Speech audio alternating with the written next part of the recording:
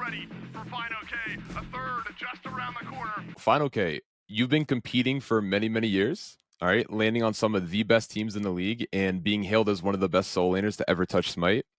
Where did it all start, and how did your competitive journey begin? Well, my competitive journey as far as like gaming began probably like in Call of Duty because I started like getting into like competitive sniping and doing like game battles and stuff like that. So it kind of all started there. Like I kind of saw that like, you know, the competitive side of gaming is actually like a fun thing to explore, and it started to grow and grow, and you can actually, you know, make money off of it and everything, playing in like little pro-am tournaments and in Call of Duty and stuff like that. My actual competitive side, I have two brothers, and we competed like in a bunch of sports growing up. I played competitive soccer for like 8 years, so I'm just naturally a competitive person, and I've also always loved playing video games. Me and my whole family have. I used to watch my brothers play single player games growing up. Me, mostly, I play multiplayer games. So whenever it came to like getting good at something, I always wanted to compete. So then in high school, my now fiance, soon to be wife, who we had a friend group that we used to play games with, and we bring our computers over to our friend Tiffany's house to just like play games, have like little LAN parties, and we'd switch up the game every now and then. And they were already playing Smite. We didn't know about it. So one day when we went over there, they were like, "Hey, you want to try this game out?" I was like, "Okay, sure." I'm not too into MOBAs. I used to be really into StarCraft, so I was like open to it because I'm a big RTS guy. So I was like, all right, yeah, I'll try it out. I named myself FineOkay because I was like, I'm just going to try this game out. I'm probably never going to play it again after this day. We'll just have some fun today. Unbeknownst to me, I'd get addicted to it and really, really love it and think the game was awesome. So then I just started grinding, playing the game a bunch. Again, like I said, probably addicted, probably not in a good way. So then once I started playing it that much and fall in love with it, I was like, okay, well, there's probably a competitive side. I know about all the competitive sides to all the other games I've been playing.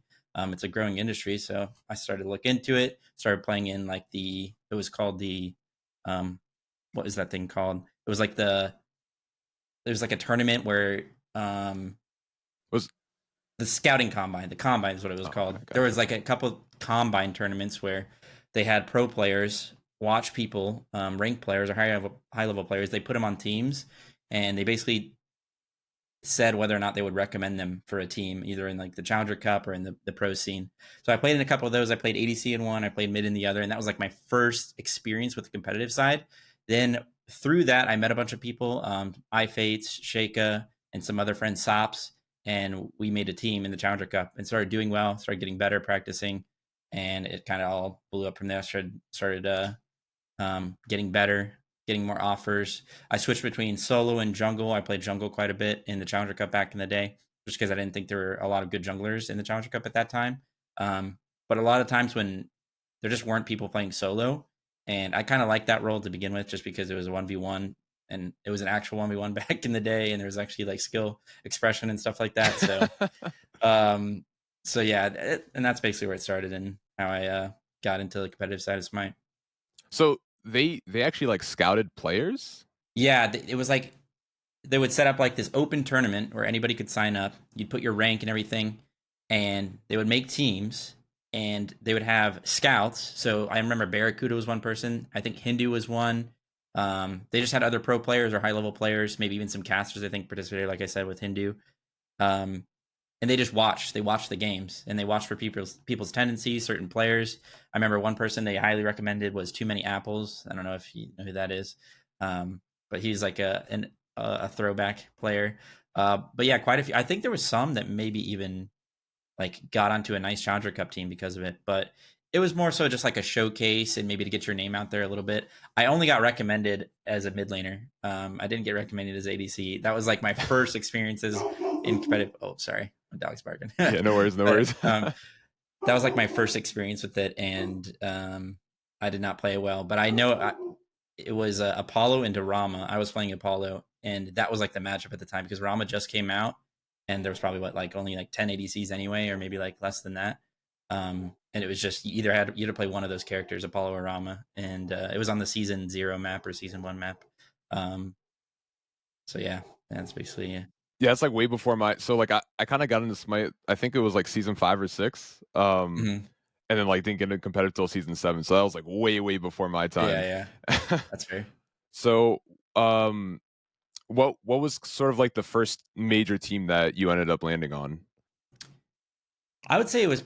I mean, it was probably the Challenger Cup team that we made. Salsa. It was called Salsa Squadron. Salsa Or Squadron. Salamander Squadron. Sometimes it was kind of both, but yeah, we. That was like. I mean, none of us were like well known or major players, but we were all good, and we just like have fun playing together and slowly climbed. But as far as like major team that was like recognizable at that time, well, it was actually it was Soar at the time. So what happened was Benji. This was season 3, season 4, no, season 3. So Benji left Soar because I think he just thought they were bad. He thought they were shit, and he didn't like them or something. And they were literally like searching for a soul laner to even play in the next week's SPL. And I've heard that they didn't have anybody, didn't really have any in mind. So I messaged Vedium and Jigs and was just like, hey, can I get a tryout? You know, like, mind just trying me out? Let's see, like, we'll play a scrim or something. So then I was able to get a tryout with them. They didn't really have a lot of options. And truth be told, I wasn't at an SPL level at that point. Like, I was a good player, I think, and I knew that I could learn and get to that point. But like right when I was, I mean, spoiler alert, I got the spot. Like right when I got into the SPL, I was not as good as like I should have been, to be fair. I was losing a lot of lanes. I was kind of just picking like AFK characters and just helping my team out, hoping that they could carry stuff like Terra back in the day. She had like a global you'd literally click for and give your team, I think 40% CDR, infinite mana, and like some other stuff. But so yeah, I would do stuff like that.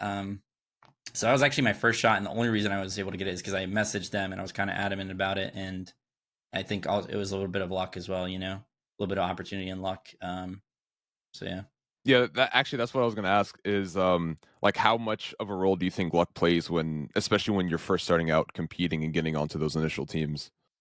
It's a huge aspect of it. I mean networking in general, I think it's networking and luck, and I think even a lot of networking is just luck, you know, like people you're already friends with, and maybe just like some groups you're already a part of. But yeah, a lot of it is, like I said, they didn't really have any other options, and I don't think I was good enough at that point. You know, if there was a better player, available, they probably would have taken it. And you know, if it was a bigger game, perhaps, you know, like if Smite was like a League of Legends, there probably would have been quite a handful of people that they could have taken. So yeah, definitely a big aspect of it is luck. And I always say, like, there's probably not a ton of people that are ready to be SPL players right at this moment or are already good enough. Like a lot of the people's in Masters and in high level, even like high level Diamond and Grandmasters, none of them are currently good enough to play in the SPL. But if they took like a few months in scrims playing against the best players, learning tendencies and stuff like that, quite a lot of them would get not only a lot better, but some of them would definitely get to an SPL level. In my opinion, I think when people say that like those players are like horrible and they would never be at SPL level, I kind of don't see that, because practice is very, very important. And when you're able to practice against the best players, like I was able to, like I scrimmed against like people like Benji nonstop. Like it's like the hyperbolic time chamber, you know, like you're bound to get better unless you like unless you're like really, really bad, then but yeah, I think it also not just like scrimming against those kinds of players, but also teaming with them too, right? Like teaming with people that you know are just going to be better than you, because they're going to help you learn and really sort of get you up, or you're going to get kicked, one of the two. But yeah, true. Speaking of that, like with Salsa Squadron, were at the time, were you thinking like, oh man, I'm just going to get kicked off this squad, this roster? Or sorry, Soar, not Salsa Squadron, Soar. Oh, yes, actually, I was kind of in the back of my head. I think, like you said, that's kind of probably what a lot of people think when they first join like a higher level team, like when they step up, you know, going up the ladder. So yeah, it was kind of in the back of my head, but I think having a little bit of that in the back of your head for any competitive team it can be a little bit healthy, as long as it's just a small amount. Yeah, not that like, oh, I'm going to get backstabbed, but like, oh, if I don't play well enough, like they're going to find somebody better. So I need to actually improve. So definitely a little bit of like a difference there, but yeah, I did have that in the back of my head, and it ended up happening. So I guess, yeah, it was fair to have. So what happened like right after that? So after you got dropped from Soar? So we ended up becoming SSG, SpaceStation, which is a huge org now, but they started with Smite. Oh, really? I actually didn't know that. Yeah, they started with Smite. They signed us. They signed Me, Vedium, Jigs, Homie FA, and I believe when they signed us, it was Andinster. Yeah, I think so.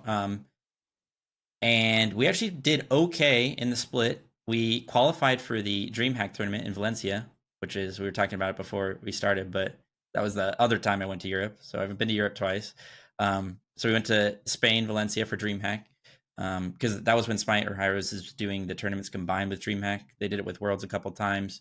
So there are other events going on there like CS and maybe like Smash and other things. I don't really remember. But so yeah, we went to Spain. We qualified for the tournament, which is actually pretty good. That was my first season in the SPL, so I was happy about it. I was able to go to Spain. That was my first time ever getting a passport. First time I ever needed it. So we go to Spain. We play Rival round 1. I'm versus Deathwalker, the best laner in the world probably at the time. I get absolutely destroyed. There's this one play I remember. I was Kabrakan and he was Osiris, and he dove my tower, soloed me, and because he ulted me, he obviously had his Osiris passive. He just walked through my Kabrakan walls out of the tower and didn't get like locked down. So I didn't even get like the return kill. And I'm just like, damn, this guy's so much better than me. We get like 2-0'd. And the whole time we're there, it's just weird vibes. It's just awkward. Like all those guys were kind of hermits at the time. I don't know if they still are, but they're definitely hermits at the time. So we're like in Europe, we're in Spain, we're not doing anything. Like I'm not exploring Valencia with my team, like the once in a lifetime opportunity. So it was just awkward. People are ordering McDonald's in Spain. Like, come on, we're in Spain. Like, let's go get some real food here. And I just could tell like everybody's vibe was off. I was like, I'm probably getting kicked after this. And I know I didn't play well either, so I'm not even like blaming them necessarily. But so yeah, I kind of knew that was going to happen. It ended up happening, and after it, I went back into the Challenger Cup and played with some of my friends, including Sam for Soccer, Gino, Shadow Chair, and Vedium actually ended up coming to our team as well because he got kicked off the team as well. So yeah, that's basically where I landed. And I can tell you that story as well, because that's actually kind of a scummy story as well. So we were in the Challenger Cup, but Team Cryptic had qualified for the SPL. I forget the team at the time. I know that Plasma was on the team, and oh shoot, Guy in Your Bed. I don't know. Does that name ring a bell to you? Do you know who that is? Okay, No, I'm surprised you don't know about him, because he should go down in the history books for his scumminess. So he was the captain of the team, and the rules at the time for SPL was the captain basically just had all power. They were like a dictator, and so the team didn't have to vote on anything, and they qualified for the SPL, but I don't want to discredit them because they qualified and they deserved it. And I was part of something scummy, so I also say that. But they weren't good enough. Like we were better than them by a long shot, but it was just based on like how we got kicked and like just how it worked out, a bit of luck and everything. Yeah.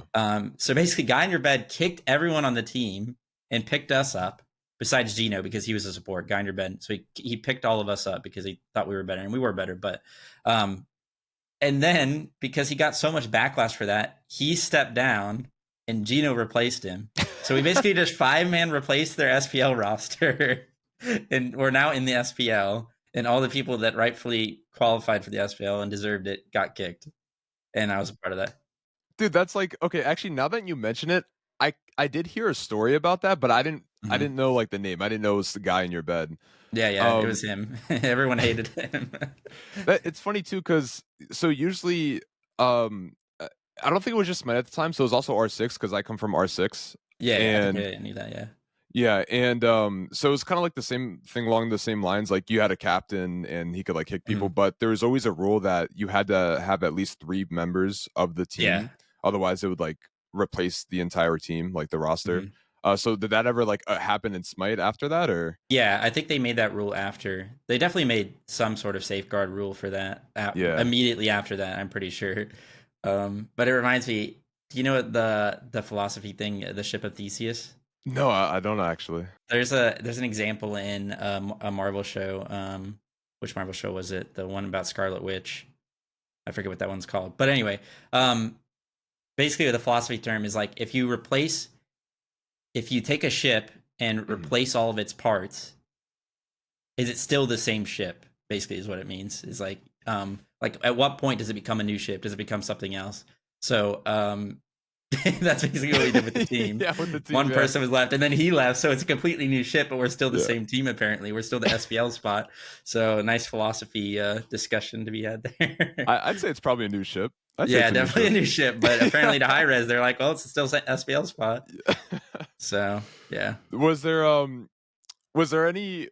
team that was just by far your favorite team to be on out of all the teams that you've competed on? As far as just the overall aspect, it was probably season 6, Team Rival. Just that was the first LAN year. The team house was a ton of fun. Hanging out with them all the time was just good. Lots of fun memories and stuff from that. Scrims were amazing. Like it was just a fun environment to be on. We always joked around about canceling every single day and just like it's just a good time. Like everybody was kind of all in the same boat, and there was no like bad vibes really ever. And it was probably that team as well for like actual in-game team environment. That was probably the most fun. I think season 7 was also pretty fun. It was the COVID year, so kind of made the most of what we could. But also back in the day, Salsa Squadron was always a good time. And then probably my least favorite, if I don't know if you're gonna ask that, but it was probably SOAR and SSG, I guess is what it became. Mm-hmm. Yeah. What with Rival, you guys made it to second place worlds on that team, right? Yeah, in season 6, yeah. Okay. What do you think it was just good vibes because you guys were doing well? Like, were you guys doing well the whole season? We were. So we started out the year really strong. We went 13-1 in the first split, and wow, only dropped one set, and it was our very first set against Dignitas, who was a really good team at the time, and we lost 3-2. That was the very first set of the year. And yeah, so we owned. Then we went to the tournament that we were projected, like we were the heavy favorites, and we lost in the first round to the Challenger Cup team, Armada. This is everyone knows this story. We lost to Armada. They played like Erlang mid. They played like set ADC, I think at the time, which was really weird, but it was Snoopy into Kronos, Arkill's Kronos. It was just hard countering him, just owning him.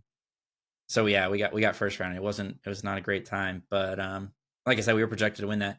Come back to do decently in the next split, and then of course by Worlds time we were like ramping up, and we were very, very confident that we were going to win that, especially once we knew that we were going to play SK, because we had just owned them like all year, knew how to play against them, knew everything, and then they of course they were running on a heater that weekend and just destroyed us. So yeah, we got second, and it was a pretty successful year. As far as like overall results, could have been better for sure, but as far as like life, it was definitely a W year. Yeah. What do you think? Like, so you guys lost the first set of the entire season. Mm-hmm. What changed after that to make you guys pretty much go 13-0? Well, it was like a bit of it was like just getting some experience with each other under our belt in the SPL, but we also like it was a really close set. I remember one game. This was when Arthur was absolutely busted. I had a Discordia passive Arthur, and I did 80k damage or something, and I was like 40k above everyone else in the game, like literally everybody else, and we lost. We lost that game. Oh no. Yeah, but it was a close set, and we were confident. And whenever you're on a team where like the vibes are really good, like you can kind of roll with the punches, and you take an L in like the very first set. Like we had to like brush that off our minds like immediately, because we were playing PK, Pittsburgh Knights, which was the other like favored team in the entire year, because they had Deathwalker, they had Emil Z, they had Adapting. Like they were like a star-studded roster that like everyone was expecting to do really well. So we played the 2 best teams at the very beginning of the year. So we were like, okay, lost 3-2 to Dignitas. Let's take what we knew from that set and go to the next one. And we were able to beat PK. And I think that's really what started off the year strong for us. We were like, okay, we just kind of went toe to toe with the best teams in the league, and we kind of had a fun time doing it. So we can probably do something here. On your rosters, especially when you guys lose and say you guys are down bad, do you think it's healthy for people to sort of get out of their comfort zones and be like, okay, you need to be doing this better, like kind of target somebody, not like attacking them, of course, but yeah, sort of really, letting them have it? Yeah, I think it can be. I think it also depends on the personalities and stuff. Yeah. That's where I think a coach can come in. What was that? I was going to say, like, has that ever happen with you? Have you ever done that to players, or have players ever done that to you? I think maybe when I first started, people did that a lot, and at least to me, I never really done that to other players. Like I try and help or talk about what I think would be best for their role or what they can maybe do a little bit better, but I don't really like. I've never really been the person to like put them on blast. That's where I think a coach can be really helpful, though. I think you can bring it to them and have like more healthy discussions about it because it can get pretty confrontational, which isn't a bad thing a lot of the time. You can resolve a lot of things through confrontation. And a lot of personalities enjoy that, especially in SPL or in Smite. I think there's quite a few people that do like to argue and like try and figure it out. So it just sort of depends on the team environment and stuff. But I think the best thing for it is just to practice and figure stuff out. Because it can become very apparent over time. Like, let's say somebody's refusing to play a pick. Like, let's just say, for example, Circuit's super meta. And like maybe your jungler doesn't think it's that good. The more and more scrims you play against it, maybe you'll find out, hey, it's actually not that good. It's kind of overrated. We have like all these counter picks, we can beat it. But over time, with practice, with all the data points and everything, you'll start to slowly realize, okay, like it's actually broken. You need to play it. I think a lot of stuff can get resolved that way. But yeah, I mean, it just depends on the team environment.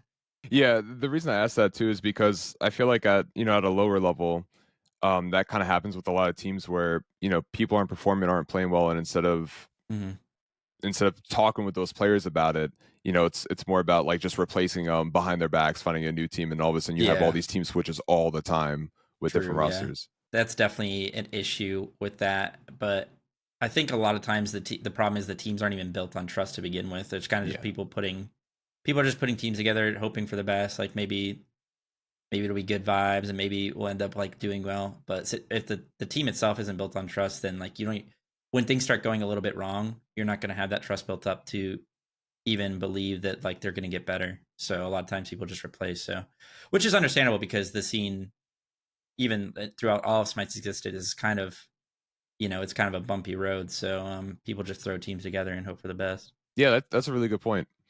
Was there any one player in particular that pushed you to become a better player yourself, or made you see the game in a different light? I would say more so any teammate. I was gonna say opponents first. Okay, yeah, go ahead. Yeah, by all definitely means. Benji and Deathwalker. Like I said with Deathwalker before, they kind of just showed that like I wasn't hot shit. Like I needed to get better. And as far as teammates, I would say some of my early teams, I don't really feel like they pushed me. Like I just don't think they were those type of teammates. I didn't really see them as that. But it was probably Mike mostly, I'd say, PBM. And not even so much that he was like, in scrims like, oh, you got to play better. Because like right when I started teaming with him, I started doing well. Like I started owning. It was more so like him giving me the opportunity, because he and Captain Twig basically formed that team in season 6 with Team Rival. So they basically gave me the opportunity to step up, like to finally be on it, like a good team, a consistent team. So because of that, I think it kind of pushed me, like, especially because, like I said, we played the 2 best teams at the start of the year. This was like it wasn't my first, but it was like a real opportunity to be on a top level team and to prove myself. So I kind of had to immediately step up and like, I'm playing against Variety, set 1. I'm playing against Deathwalker, set 2. My teammates, all these really good historic players, are relying on me to do well. Like that kind of, I think, put me in that mindset where like, okay, it's like this is my time to shine, I guess. Yeah, it's funny that you mentioned Mike too, because I actually just did a podcast episode with Nika this other week, and he was pretty much talking about how Mike was like one of those teammates as well that really like helped him out as well. Oh, that's funny. Yeah. Actually, another person is Max Panic Cat. Not so much that he's like this motivational teammate type person. More so that like we were just such good friends, and we could say like we could be brutally honest with each other. Like he could be like, "Yo, you're shit," and I'd be like, "Yo, you're shit." Even though he never really was, but So he definitely pushed me as well, because I also wanted to like make him proud, because like he was such a good friend of mine that like, and I was on his team for a while, and he was obviously, in my opinion, the best ADC ever. Like I wanted to prove to him that like, I'm not just your friend. Like I can be as good of a like player and be on your team. So that definitely pushed me as well. But not so much of him like saying stuff, but more so just like, just the the camaraderie and being good friends with him. Yeah, I think that's why too. Like, I think you, Mike, and Panic Cat team for a really long time, right? Like you 3. Mhm. I think Yeah. that's why you guys also had like such a great season, like many different seasons, because you guys had some of the strongest side lanes. Because I also agree. I Yeah. think Panic Cat was probably one of the best ADCs in the league, Mhm. and obviously you're a top solo laner, so you guys were just having fantastic seasons. Yeah, we also were blessed with good junglers. Like Captain Twig was such a good like in season 6. He was so good at playing off side lanes. He's always been really good at like facilitating solo. Sam was really good at that.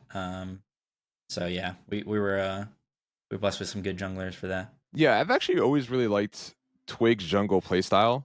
Mm-hmm. I think I really noticed it going on to the Kings when he was on the Kings, but I've always enjoyed that. It's almost like a second soul lane in a sense, because I felt like he was more Yeah. an initiator. You know, he'd kind of go in with like the Erlongs or the Lance, you know, whatever the case, and really like help facilitate the team, as you were saying. Was there any metas that you struggled with or had a hard time adapting to? Yeah, I'd say so.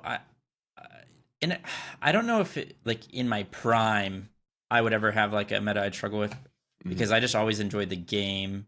So I would like find a way to make it work or find out counters to things. I love doing that. That was like my favorite thing to do. Is like whenever something was meta, find out like the best counters into it. Especially in soloing, like there's just so many characters in the game. There's so many things you can do that people don't expect. So that was my favorite thing to do. So I would say in my prime, it was not so much an issue. But once I started to not have as much fun with the game, I felt it was a little bit harder. So like more recently, there was some metas. I forget what the metas were exactly. I blocked it from my memory because I hated it so much. But There was the mage meta. I actually like the mage meta because really?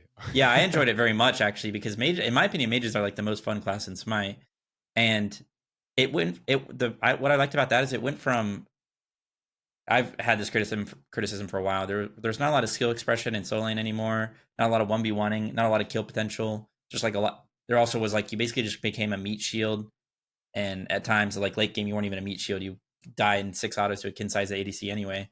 So it went from that. You had no like kill pressure on the enemy ADCs as well after 9.5 and stuff like that. It went from that to playing mages where you had kill potential in lane. There was skill expression. There was matchups. Like you actually had to have had knowledge about matchups. You could kill enemy ADCs late game. Like there's just so many things you could do that you couldn't do before. So I enjoyed that. But there was other metas recently that I wasn't a big fan of, and I think maybe it showed. Like people even like criticized me about it when it came to SPL. So yeah, I think this might apply to other people as well. As long as you're like really in love with the game and enjoying it, I think you could probably adapt to anything, any meta. But once you start to have less fun with it and maybe lose your drive, then the ones that you're not as much of a fan of, it's going to be a lot harder to adapt to. Yeah, I was actually going to ask you. So you know, a lot of players trying to get better look towards things like coaching, YouTube guides, professional streamers such as yourself. But for you, like getting to that point, getting better, that just came from what, playing the game day by day, just having a really good time with it. Was there anything like in particular that you thought that was really helping to propel you, you know, besides what we talked about earlier, being on those better teams? Like I'm talking about even before that point, before getting to that entire point. Right. Even before that, I'd actually say the content helped because it allowed me to like explore things about the game and learn about the game. I used to do a series called Did You Know, which was basically almost like a Mythbusters or like a just like a little fact series where you learn about the game, about lesser known things. We did quite a few videos of that, and it actually blew up because I posted on the Reddit, and people seemed to enjoy it. People learned things that they didn't know, so that was fun. That allowed me to gain some knowledge about the game. And then I also think just making content, especially like doing like play-by-plays and stuff, like I would suggest, even if you're not a content creator, if you want to get better at like any video game, to record your gameplay and talk through your thought process so that you can go back and fix mistakes or fix things. Because then you can look at a team fight that goes wrong and you'd be like, okay, wait a second, maybe I should have like waited 2 more seconds before I blinked in here, or maybe I should have like sequenced my abilities this way. And you can be hypercritical of yourself without being like, without getting tilted, because you can go back and watch it and kind of fix those mistakes for next time. So I think you kind of, when you're a content creator, you basically do that. And I try to do that with like play-by-play content and stuff like that. There's also other, I watched other streamers. I watched there was actually this guy back in the day who I think ended up getting banned for like chat messages or something, but he was a really good player, and he talked through his thought process. I think his name was Zashu or something. He was the first person I ever watched do play-by-plays, and he talked through his thought process in solo. I distinctly remember certain like Bologna gameplays where he did it, and I learned a lot from that, and that's part of the inspiration I had for doing my own play-by-plays. But yeah, this goes to like people often ask on the stream like, oh, how do I get better at a game or at Smite? But I think it also applies to any video game, especially multiplayer games at least. I would say just you don't even have to queue ranked. You could literally just queue casuals if you want to. I did that for most of my career. I thought ranked is sometimes just a waste of time. I just queued casual. Yeah, I would queue casuals, queue jungle, queue solo. I would just play some music, just some music that I like listening to, put me in a good mind state. Mute my teammates if they're being toxic.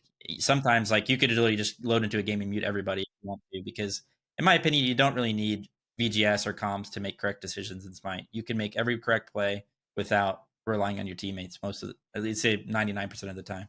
So with that being said, you can just do that, load in your game, get into a right mind state, record your gameplay if you want to, try and make every right decision and be hypercritical of yourself without getting tilted, being like, oh, I could have done this there. Like immediately after a team fight, you could be like, oh, I should have done this, go back and watch your gameplay, and just, I think no matter what game you're playing, it doesn't have to be Smite, it could be Valorant, it could be League, it could be anything. You will get better as long as you're playing in the right mind state. It'll get bad if you start getting tilted and you keep rage queuing and stuff like that. That's when you should take a break, come back and redo it. But I think you're bound to get better if you do that in a healthy way. Yeah, definitely. And would you say that, watching the VOD is equally as important as the gameplay? Or like, how would you kind of put that in sort of a relationship or a ratio? That's a good question. I would say actually playing the game is probably more important. I would say it's like probably like 70-30 or maybe like 75-25. I think watching it back, you'll slowly discover things that you didn't notice in the middle of the game, especially if you're like a lower level player who has so many things to focus on or worry about, Like, because once you get to like a Grandmaster's Masters, things come to you naturally. It's like a second nature, basically. You're looking everywhere because you don't have to look down at the bottom of your screen for your abilities to come back up. You can look at the map instead. There's certain things you don't have to focus on as much anymore because you're just so comfortable playing each character. Like you know when people are on Fire Giant just based on like the vibe of how the match is going and your game awareness, so stuff like that. But as you're improving and you're not at that point yet, the percentage that matters of watching it back is a lot more. It's maybe like 40%, because you're gonna like be able to like pause and look at things and be like, oh, this is why I was not able to win this fight. It was 2 seconds before my ult came back up and I was spam clicking it even though I thought it was stuff like that. So yeah, once you get to a higher level, it's a little bit less important, but I would say it's important no matter what. That's why like pro teams watch back VODs and stuff. Oh yeah, definitely. Okay, so I want to move on a little bit.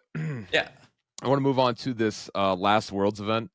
Okay. So you were playing with the Leviathans, Mhm. and you guys actually were looking really, really good towards, I think it was like middle to end of the season. Mhm. And I kind of made like a bracket who I thought was gonna, get up there. And Yeah. I had you guys going to the finals. You guys like Oh, being the only no. Warriors going to the finals. Yeah. So you guys did obviously look like you were sort of struggling through the bracket, starting off with Hex Mamba, I believe you guys 2-1 them. That set was a lot closer than people thought. Could you walk me through what was sort of happening that set? Like, was your drafting off? Did they come out swinging harder than you expected? Yeah, I mean, they were obviously a really good team, and I think a lot of times in those scenarios, like you can get in your own head because you're just so expected to beat them that it can almost be like maybe a foregone conclusion. But then you get in your head and you're like, oh, but it's really not. And like, this is a good team. Like, we're gonna have to make the correct plays. And then when the game starts, it can be a little bit nerve wracking for sure. But also part of it was just that they were just so different. Like, they were so good no matter who they played. They could have played anybody in the league. They were so good at just stalling the game out and getting to the point, because they love playing late game characters, basically every single one of them. They were so good at stalling that game out, and also like they had these combos. They were running the Sobeka Relics, like the freaking season 3 or season 4 combo and season 10, and they were really, really good at it and executing it. So they just were good at playing to their strengths, and it was hard to deal with that. That combined with the fact that, you get a little bit nervous being so expected to beat them. I just think, yeah, they kind of came out swinging. They were definitely prepared for us at that day. And it was really, really close. Like, I mean, if Shinto didn't pop off in the tier 2 fight in game 2, I think he hit like a double ult as Thoth and kind of just like insta-killed a couple people. Like, we may lose that game and get 2-0'd in round 1. So shout out to Shinto, but I guess it didn't matter because we lost anyway in round 2. But yeah, it's funny that you say that I was expecting us to at least make finals as well. I was super confident, and we were playing Oni Warriors, which I knew was going to be a tough set. But the last like 3 times we had played them, we had beat them. We started to really have their number when it came to the actual season. But yeah, they just played really well in that set, and like we were doing things well as well. Like we had things going for us that we kind of just didn't capitalize enough on. And it started, the way it started out was so rough as well. Like game 1, I think I was Serb into Odin. I hit this like sick Serb stun over the wall on Susano. And then I get like a nice ult off right at the end of his beads and pull him back. But we both get locked in the tower. He lives with 1 HP and we both die adapting and and that was just like such a bad way to start the set. Yeah, I think I remember that. I was like, no. Yeah, I remember reacting to that. Yeah, dude. And the game actually ended up going pretty late, and we had some nice fights because I was Serb into like, I think I was into Afro and some other healers and stuff. So like, if you can get to the late game as that character, you can actually just own everybody because they're just healing you way too much. And we had some decent plays. I think we insta killed Sot in one team fight. Like I hit my Serb stun like max range and then ulted him into my team. We insta killed him and then fought after. And the fight was so close. I think we were like going back and forth. I think I TP'd back and tried to kill ADC, and I think if we had killed him, we probably would have gotten fire and won that game. But it was just so close, those fights. But yeah. Did drafting go the way you guys wanted drafting to go? Yeah. So this happens all the time. You'll see like criticisms on Reddit and stuff like that. People are such like hindsight Harrys where they'll be like, "Oh, it was so obvious like you shouldn't have done that," when they don't realize like throughout the entire SPL season, throughout all of scrims, we got exactly what we wanted. Everything that we were drafting in scrims and doing well with. And then on game day, sometimes things just don't pan out like they're supposed to, and then everyone after the fact will be like, "Oh, you shouldn't have given up Afro." But like we literally had Baron, Serb, like things that were just dominating it in every other like set and every other scrim. So I think that was a criticism that people had. Like we were giving up Afro for no reason, but we were getting Baron into it, which is a really good matchup, and we were getting stuff like Serb or other characters. So it went well for us in the sense that we got what we were trying to do. We were trying to draft, but it didn't go well in the sense that we learned after the fact that maybe it just wasn't worth it. But again, it's like it all comes down to execution, and we probably didn't execute as well as we should have, and they just played better than us on that given day. And I would say that's majority of the time what ends up being the winner or loss. Yeah. I feel like a lot of people don't realize that like you can definitely do well, the entire season, but it definitely comes down to that given day, right? Whether all players are locked in, even different metas too, right? Because like one season will have many different metas to it, so you could be dominating for the first 2 metas, and then the next 2 just aren't your friend. Yeah, sorry, that reminds me of season 9 when 9.5 came out. That was the team with me, Sam, Pagon, Mike, and Panicat, or Max. Yeah. And we were like exploring so many things. We had gotten we were doing so well in that first split. We were exploring so many things. Daniel was playing Susano mid. That's like, those clips of him soloing Ven on Susano mid. He was playing Gilgamesh mid. We had gotten to the point where we were literally role swapping around the map, like constantly playing all these different characters, just dominating everyone. It was so flexible. We were doing so many cool things. And then 9.5 came out, just to go back to your point about metas shifting, and completely changed the game, made it so much harder to just like solo people early game. It kind of like screwed us as well. And then we had to completely shift our play style. We had to go back to being like locked in and like, oh, you got to play this mid, you got to do this in duo. And it was so sad too, because like it happened before the big tournament, that like the first Masters or whatever. And the stuff that we were going to bring out for that Masters was going to be glorious. I'm telling you, like people were going to be like, what the hell is going on? Because people are going to be world swapping constantly in the game. Like Daniel and I would swap roles based on the matchup as well, because in Smite, when you're drafting, you can pick flex characters, right? And then you could swap them. So like, let's say you pick Osiris, and then they pick Baron. I think that's like the worst matchup for Osiris. So you could just throw Osiris in the jungle and then pick like, you know, Kukulin and run down a Baron or whatever matchup, like a Kuzumbo, and just nullify him. But what you can also do is you can swap roles. So not just swap the character, but you can literally, like, if somebody is better at a character or they like the character more, if you're good enough, why not just swap the roles? And they could just play the same character that they like playing. So if I pick Osiris and it's a flex, but I really like the character, well, what if I just play a jungle? And if my jungler can just pick another character that he likes to play solo. So we were doing stuff like that because there's a lot of gods in Smite and not everybody loves every character, you know? So, and comfortability is, I think, really, really important. So we were kind of exploring that a ton, and it was a ton of fun until the meta shifted and kind of ruined it for us. Yeah, you're probably pleading with it, knowing that you like mage solos. You're probably pleading with Daniel, like, "Yo, I gotta take this one mid." Trust me. Yeah, exactly. No, exactly. I would. And Daniel likes playing assassins. He likes. I mean, he's sort of a pseudo jungler at points. So, yeah, I think he was actually more open to it than most people would be. I mean, he was playing Susano mid at the time, and I remember just like soloing everybody. Yeah, right? Yeah, exactly. Yeah. Didn't he have like Ven's number? Like, yeah, I think he sold him like 4 times in one set. Yeah. So, yeah, it was gonna be, like I said, it was gonna be glorious. That was like I think that was the year that they had individual POVs coming out. Yeah, maybe? I think so. Yeah. Yeah, and so like, you know, you would watch like your guys' individual POVs, and you know, Panda Cat would be in solo lane, and you would be in ADC. You know? Yeah. Yeah, I think I played Rat ADC that year. I have 100% win rate in ADC, by the way, in SPL. Let's go. I played against Barracuda's Scotty, I'm pretty sure.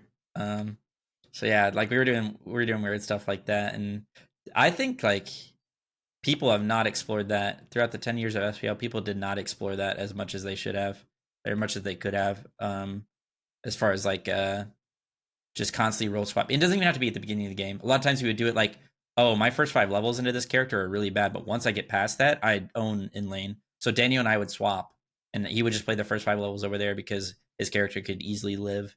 And then we would do stuff like that, and I swear people have not really explored that as much as they should have. That was happening a lot. I believe it was during the Season 7 play-ins event that I went to, where, because that was where magical ADCs were meta, and obviously magical ADCs are typically always getting pressure, right? Like Soul Oleron, a ton of pressure in the early game. So like once they hard won their lane, they would swap with Soul lane, and then start like railing down Solo's tower. Yeah, and most solos can't deal with it, especially if the support comes as well and it's a 2v1. Like, and then you can just start invading and buffs off the pressure and everything. So yeah, that's the more obvious ones, but like there's definitely like just so much potential that I think people didn't explore, because I think a lot of Smite characters are pretty flexible as well. So do you think 9.5 was sort of like the patch that ruined Smite, as a lot of people would say? Yeah, like, what are your opinions on it? No, it's become kind of cliche at this point, but I actually do believe that. I mean, I don't think it ruined Smite, but I don't think it was a good or healthy patch. Right. In my estimation, I think it kind of screwed up a lot of things. I think it screwed up a lot of early game kill potential, which is a lot of skill expression. I think it messed up the dynamic between tanks versus ADCs and damage dealers late game. I think it screwed that up quite a bit, and I think we're still making changes to items and stuff to fix that, which is crazy because it's like 2 years later. There also the minion changes, making minions tankier. Like, Smite is a fun game because there's so much PvP, and right. The PvE is important, and there's strategy around that. But like, they made minions tankier, making it so much harder for tanks to kill minions, slowing down the game. But slowing down the game in a bad way. Not, you know, having longer games can be fun, but nobody wants to just sit there and hit a minion longer most of the time. So stuff like that, I think, just had a lot of bad repercussions. But hey, I mean, you know, I talked about it in a recent video. I talk about it on stream often, but Hi-Rez has a very hard job because they have cultivated a large casual player base in a game that's supposed to be a MOBA. Like, it's supposed to be competitive.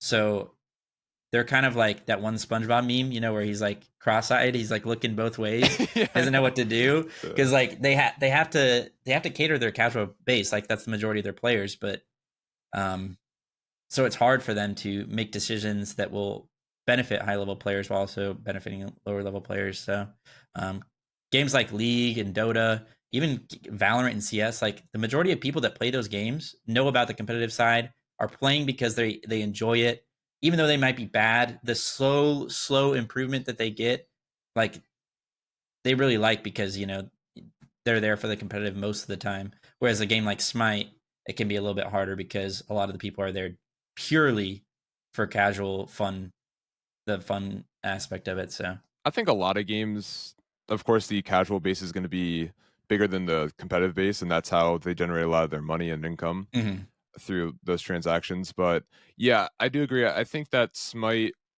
like you said, has a harder job also because of the way MOBAs work. I feel like in an FPS, it's a bit easier to balance because you don't have like all these different items and all that. But in Smite, I mean, especially since you give people the freedom to, you know, have different items, right? Like a guardian can build mage items, for example, right? Or like a mage can build defense. So you have all that freedom, and all of that's sort of clashing together and making it really, really hard to balance, at least at a competitive level. Yeah, I mean, just the skill, the skill ceiling and the learning curve is just so much more drastic. So it's than an FPS, for example. So there can be a huge gap between the lower level players and the higher level players because there's just so much to learn and so much to get better at. But I think something that Smite needs to do a better job of, especially when it comes to Smite 2, is bridging that gap by giving guides and learning resources to newer players so that it doesn't feel as daunting and it doesn't feel impossible for them to learn the game. Because Smite 1 did a really bad job of that. Like there was a lot of information that you couldn't even find in game. Like you'd have to go to outside sources to find or discover. So just like better like auto builds would help. If like there's up to date auto builds, that would help so many newer players. Better in game resources and guides to show how to play characters or what to do when it comes to like even like when the map changes, like you have to load into a game to even see it. Like it would be nice to even like see that on the map, like the main screen. You could look at it and see what you like, how you want to play the map then. So just stuff like that. I think other games have done that a lot better. Like I've been recently getting into Predecessor, and their auto builds are good. And it just feels so much easier to learn the game when it comes to like reading abilities and not having to worry about the items and stuff like that. But again, you know, I'm already like a high level MOBA player, so it's probably a little bit easier for me anyway. But you know, I think most people would agree that like Smite or Hi-Res could do a better job when it comes to that. And maybe if they are able to do that, they can bridge that gap between purely casual and competitive side, because I think League and Dota and other games like that actually have, even though they have that casual base, I think a lot of those casual players are interested in the competitive side because it doesn't feel as, you know, out of this world to them. You know what I mean? Yeah, oh, definitely. I think too, like a game like Apex, when you hover over a character's, when you go to a character and you hover over their abilities, they have many videos kind of like showing, you know, what it does. Same thing with like Rainbow Six as well. So yeah, I think that's very important. And actually, it's funny because it's funny that you mentioned Predecessor, because I did see you playing that a little bit, and I actually wanted to ask you like how you felt about Predecessor in general, and also like sort of going into Smite 2, because I know Smite 2 has a bit of a feel similar to Predecessor in terms of like the graphics ish a bit, like more than Smite 1. So, but for Predecessor, like, you know, what do you enjoy about it? I guess a lot. Dude, I think it's a ton of fun. I like it a lot, especially right now. We're kind of in this downtime between waiting for Smite 2 and just, you know, still playing Smite 1 after 11 years. Which, I mean, Smite 1's had some fun patches, no doubt. I'm not trying to shit talk it. I just, you know, it can get a little bit old after 11 years. So Predecessor has been quite the breath of fresh air. I enjoyed a lot. Some things I like about it, I never have cared about graphics in video games. Never have. Whenever I play, especially because I'm a competitive player, I just lower every setting to low. Yeah. And just try and get the best FPS possible, have the least clutter on my screen. But dude, I actually really like the graphics in the game, and I like that they're like so realistic, and some of the art design is just so cool, so well done. So I like that. If you watch any of my videos or things I've talked about recently, I like that Flash is the default relic. It's so much fun, dude. There's so many cool plays you can make with it, and it can be countered because if they flash away, like if I'm playing, it's called offlane. The solo lane is called offlane in that game. Mhm. If I'm playing in a matchup and I'm level 2 and we have kill potential each other and we're hitting each other, he's really low, I'm really low. If he flashes away, I can flash after him and completely counter it and still solo him. So like I can actually counter his flash. So you can use it offensively and defensively. I really enjoy the fact that that's the default relic in that game, and I've talked about it quite a bit. The characters kits are really cool, and the animations are really, really sick. And like I said, it just seems really easy to get into because I could just play characters at first because I can have auto build on, and the auto build actually functions pretty well, so I don't have to worry as much. But slowly now I've slowly started to turn off auto build and try to learn builds and stuff, so I can kind of ease my way into it and not be too worried. So yeah, I like it a lot, and I think Smite 2's graphics are really good. They're still going more for like the cartoonish style as far as like hyper realism, which I think is good. That's kind of like Smite's like thing. But I do think there's quite a few things that Smite 2 can learn from just Predecessor, and things that I've learned over playing it for the past like month. Is the jungler as a pain in the ass as it is in Smite in Predecessor? Dude, it actually it is. So the jungle path, at least for me most of the time, is they hit level 2 before you do, and it leaves them like a delta right into your lane. Like they just walk right into your lane at level 2. So I get level 2 ganked all the time. But it's even worse in that game because I'm not level 2. I'm level 1, so it's their level 2 gank. So, but the good part about it is that you have flash, so you can use it to survive a lot of the time. They can flash after you, so you'd have to play around that a little bit. And it's a 300-second cooldown, so you're gonna get ganked again probably. But yeah, they are a pain, and I think my aspect of just running it down and 1v1ing no matter what probably makes it worse because I'm just sitting there 1v1ing and not caring if he comes over. So I end up being a free kill, and I'll complain about it, but obviously it's my fault. And if it was like a real, like if I was playing a competitive game, I wouldn't just sit there and 1v1 the guy nonstop. But he definitely can be a pain, but I don't think it's as bad. And as I get better at the game, there's a ton of kill potential. Like it's not like Smite. Like if you get like 2 items online in solo lane, it'll take like 7 rotations of your kit, like 35 auto attacks to kill each other. You know what I mean? But like in that game, if you get like 2 rotations of your kit off with like some auto cancels in off lane, as long as you're playing like a meta character, you're more than likely to have like kill potential. So a lot of times, even if you are getting ganked or camped by the jungler, there's like a 30-second window where you can either trade 1-for-1 and kill their solo laner or their off laner. So I really enjoy that. That's why I think kill potential is like one of the most important things, because it just allows so much outplay and potential in the map, and it won't be ruined by the dang jungler, who does ruin everything in Smite right now, man. How have they not changed I don't know. the dynamic? Like they literally the entire jungle is cleared a minute into the game.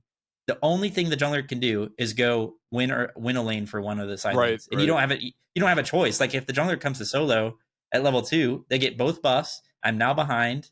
I had no say in it whatsoever unless my jungler came over. So I think there should definitely be more. The jungler should be doing more in the early game in the actual jungle and not just affecting one of the side lanes. Yeah, it's funny. That's actually what I've been talking about recently too. That I think the jungle just needs to be bigger, or just have more camp density in the jungle. Like if you don't want to make it straight up bigger, just maybe even like like for example, I think bull demonking was actually a pretty good addition to Conquest for this season, because it's not like a crazy boss that you need the entire team to solo. In fact, junglers can solo it after 1 or 2 items that they have, probably 2 items. But yeah, no, I do think that there needs to be greater camp density. And with that being said, what were your thoughts on the Smite 2 Alpha, and did you like the jungle in the Smite 2 Alpha? How did it feel? Was there even, do you like the role or the actual like? No, sorry, my fault. Yeah, I meant like in terms of like the map itself, like the actual jungle. Like, do you think that there's enough camp density in it right now? And like, what are your overall thoughts on it? I would say, at least to start, I think it was fine as far as like the camp density and just like the layout and everything. But I agree. I think they should be going more towards like at least early game, like have the junglers doing something. That's something I think Predecessor has done a good job of. Like even though I do get level 2 ganked, like I said, the camps, like they're not everybody starts in lane. So the jungler actually has to run around and clear the jungle, and they're actually better at they have like Boombas or whatever in that game. They clear it a lot faster. So it's not like everybody on the map just clears all the jungle and then goes into their lanes, and the jungler just becomes a laner like in Smite. So I think Smite 2 needs to try and capitalize on that, but it's starting off a little bit weird, I'd say, because there's no starter item for the jungler to go to even be better at clearing the jungle. It didn't even feel, as far as the role goes, it did not feel like there even was a jungler. Like it just felt like kind of everybody was like running around clearing stuff and ganking lanes, but it was kind of a free for all anyway because it was an alpha. But yeah, I think they need to do a better job of adding stuff like the Bull Demon King, where it's something that the jungler is going to be the best at doing, and just maybe promote more of the jungler actually being in the jungle. Which I don't know. I don't even know if they want to do that, because it was 11 years of Smite 1 and they never ever really did that. So maybe they just want the jungler to be more of a like pseudo laner who clears the jungle sometimes and ganks, because oftentimes that's what every laner has been. They basically just clear waves, walk into the jungle, clear camp, come back to lane, definitely mid lane, Yeah. So. What do you think about the stacking buffs for like gold and FG, or I guess mainly for gold, where you kill a gold fairy, then you kill it again, and then you get a nice little team-oriented buff, so on and so forth? Do you think that's a good addition? Yeah, I do like that. I know that I'm pretty sure League has that, and Predecessor definitely has that. They have a thing called Fangtooth, where the more you get it, like I think at first maybe it just gives you extra damage to camps or something, and then if you get it again, I forget what exactly it does. Basically, it just like gives you extra benefits, and the more you get it, the third or fourth benefit is like really game changing. So I think that is good, because it kind of shows like, I think there should be a healthy amount of snowball in a competitive game like Smite. Like you should be rewarded for playing better. Like the game starts, everyone's always like, oh, there should be snowball. Like you should play the game well when the game starts. Like it starts at 0 seconds. Up to 5 minutes. If you play the 0 to 5 minutes bad, you should be punished for it. If you play the 5 to 10 minutes bad, you should be punished for it. So like, if you play the 0 to 30 minutes bad and they're able to get 4 of those buffs in a row, like there should be a significant buff they get from that, or bonus. So I do like that actually a lot, and I think it shows like it's also a healthy amount of snowball, because 4 in a row is like, yeah, like you're losing the game. You deserve to lose. But if you trade 2 for 2.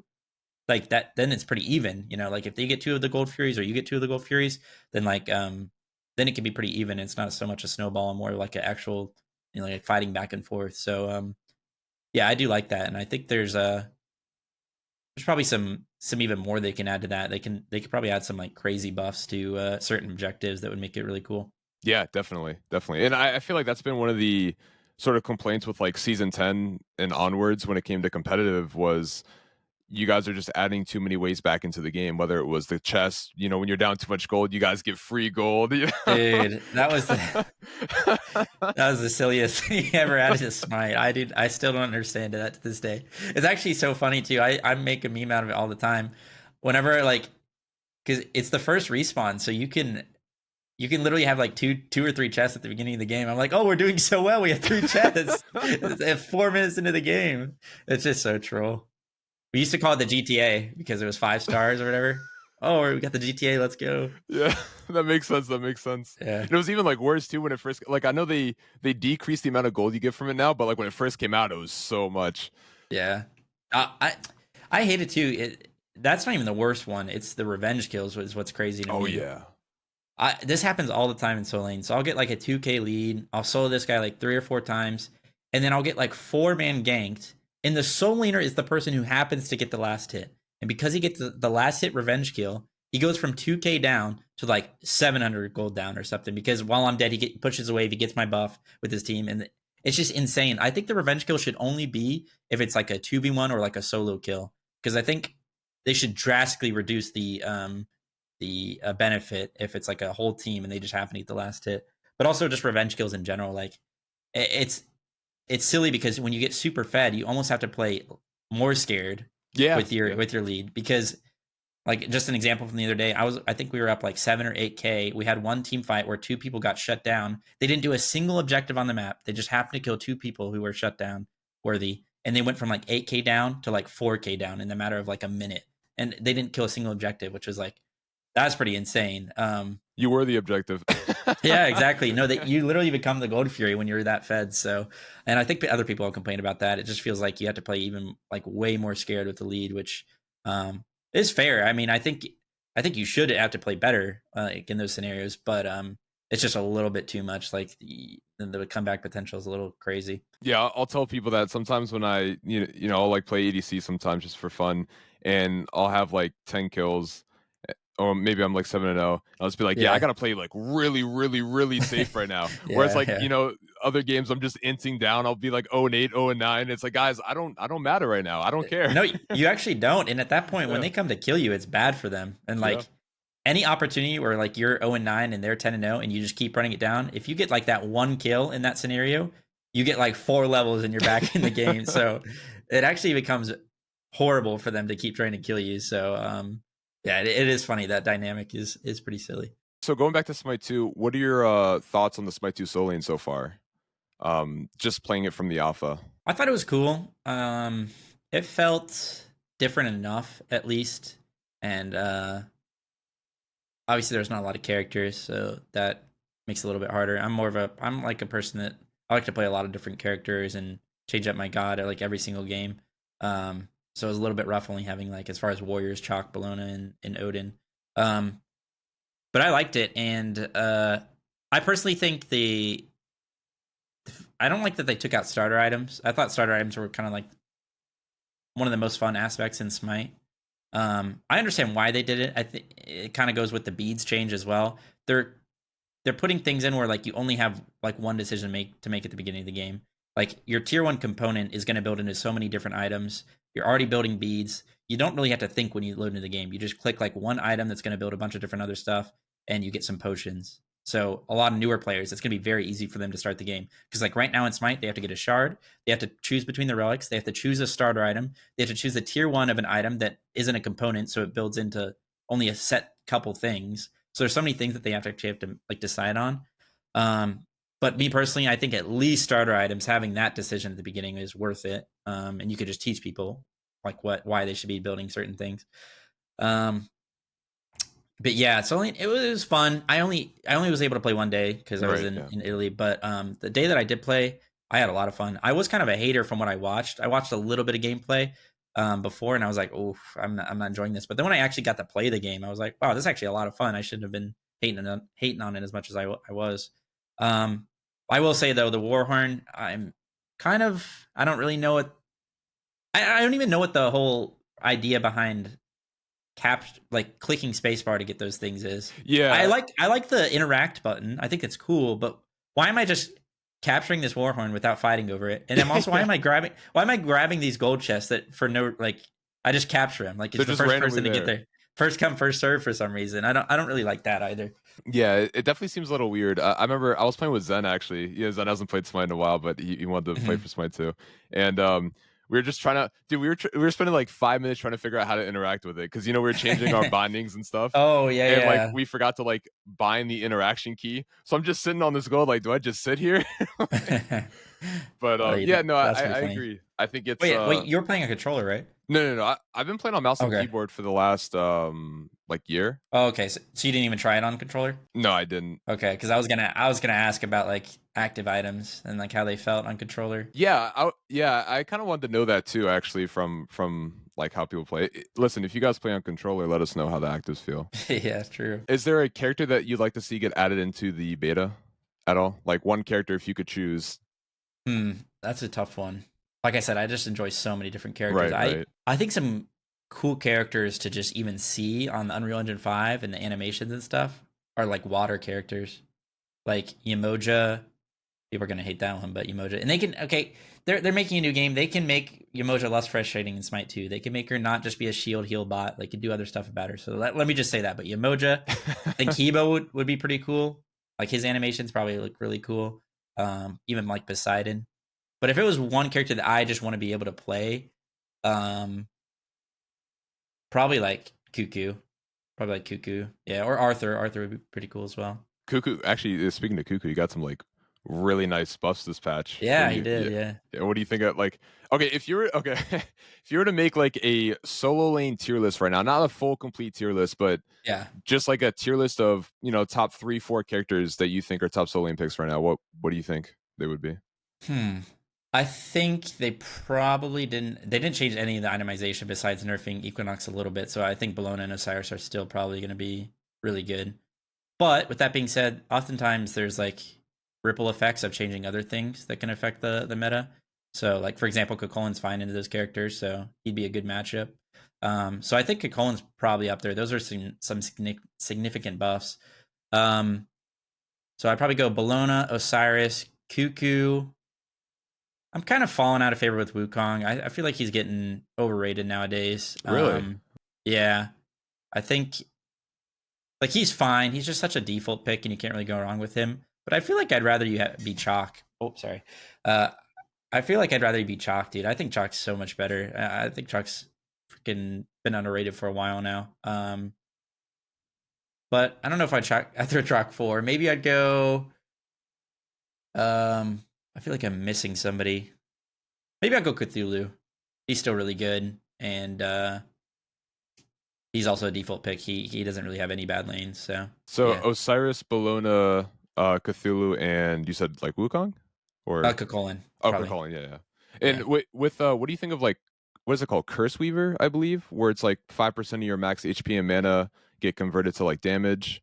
Like, do you think that changes anything in Soul Lane when it comes to magical picks? Probably not. It scales off your health and mana, so it's more of like a Sundering Axe is how I see it for magicals, because it heals you quite a bit. But items like that a lot of times, unless it's an early game item, it won't affect the meta a lot, because most games you're not even getting to the point where you're like 5 or 6 items. You're kind of winning or losing by 3rd or 4th item. So items like Conduit was so game changing because it changed your entire early to mid game on a Guardian solo, so it just became Guardian meta completely. But if that Conduit was like the upgrade version, like it wouldn't affect the meta that much, because most of the time you're not even going to get to that. So Curse Weaver is kind of like that, where it seems more of like a late game option anyway, so it's not going to affect the meta much. But I do think you could probably throw it in some builds. Same thing that goes with Sigil. That is an early game item, but it makes your early game a lot worse. So it's actually hard to fit Sigil into Guardian builds. Like if you try and play like Sigil Sobek or Sigil Kuzenbo or anything like that right now, you're gonna have a hard time clearing anything on the map. But of course, late game it's absolutely busted. Like if you can get to like a mitigation Sigil Kuzenbo or exploding Sigil Kuzenbo, like people aren't gonna be able to play the game with how much damage you do. But it's just so hard to get there. So yeah, I like the idea behind Curse Weaver though. I think it's a cool idea for an item. Maybe they could buff the numbers a little bit, but what do you think about when it comes to early game pressure characters? Because I feel like one thing that Season 10 did right, at least in my opinion, was that, at least for support, since I'm a support main, it made more supports viable, because you didn't just have to pick like super early pressure supports to sort of get a win. You could play characters like Ganesh that I know Soul Laners hate, but you could play like characters like Ganesh and all them. No. But like, yeah, what do you think about that aspect if people, argue sort of against the snowballing effect about early game pressure bot characters? I like it. I mean, I like the fact that you didn't have to play as much pressure. I just think it depends on like how you do it, and like because pressure is always going to be important, like in the competitive side at least, because there should always be at least like, if it's not important, then there's something probably wrong with the game, like because then you wouldn't even, there'd be like half the characters in the game that you probably wouldn't be able to play. But there's definitely a balance that they could hit. I agree that Season 10 was like decent with it. There's definitely some things I think they could have done better to help Snowball a little bit, help reward people for playing better early game. But it can also be very boring when it's just a pressure meta and everyone's just like slamming it and running at each other, and then the game is decided in the first 5 minutes. So yeah, it's hard to say. I kind of forget a lot of Season 10 and season not actually kind of Season 9, but yeah, it's hard for me to remember like characters and stuff. I think it was like Season 7 where, like, a good example of this was Season 7, I believe. Maybe it might have been Season 6, but I'm pretty sure it was 7, where Hercules support was Oh, AFK yeah. on the jungler's speed buff, and it's like if Yeah, you don't yeah. pick Kirk, you lose. Like Yeah. that kind of stuff. And that's kind of like Yeah. what I meant is it kind of feels like sometimes if you are only focused on pressure, then it sort of takes away the other 120 or 100 characters that are added into the game. It's like, okay, these are just not playable. Yeah. No, that is a good point. There was season 6 where that was happening a lot because I had Mike, and Mike loved that. I mean, he was the Herc support player, and he loved doing that.